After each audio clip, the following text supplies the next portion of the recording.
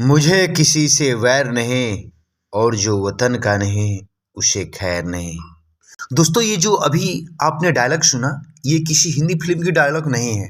ये है भोजपुरी के ट्रेंडिंग स्टार कहे जाने वाले खेसारी लाल यादव के आने वाली फिल्म रंग दे बसंती की डायलॉग है, और जिसकी ट्रेलर आज SRK म्यूजिक कंपनी द्वारा रिलीज कर दिया गया है भाई। इसे देखने के बाद ऐसा लग रहा है कि ये फिल्म का ट्रेलर जब इतना ज़बरदस्त है तो ये फिल्म कितनी ज़बरदस्त होने वाली है। दोस्तों, जिस तरह से हिंदी फिल्म के महानायक अमिताभ बच्चन को कहा जाता है, उसी तरह भोजपुरी फिल्म के महानायक यदि खेसारी लाल को कहा जाए तो इसमें कोई भी सोचने वाली बात नहीं है, क्योंकि खेसारी लाल की जो एक्टिंग है ना, उसके आगे किसी की नहीं चलती।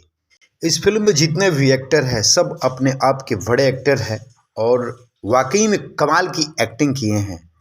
इसमें सबसे दिलचस्प होने वाली ये बात है कि खेसारी लाल यादव के साथ साथ उनके लड़के भी इस फिल्म में एक्टिंग किए हैं, जो कि बहुत ही ज़बरदस्त होने वाली है।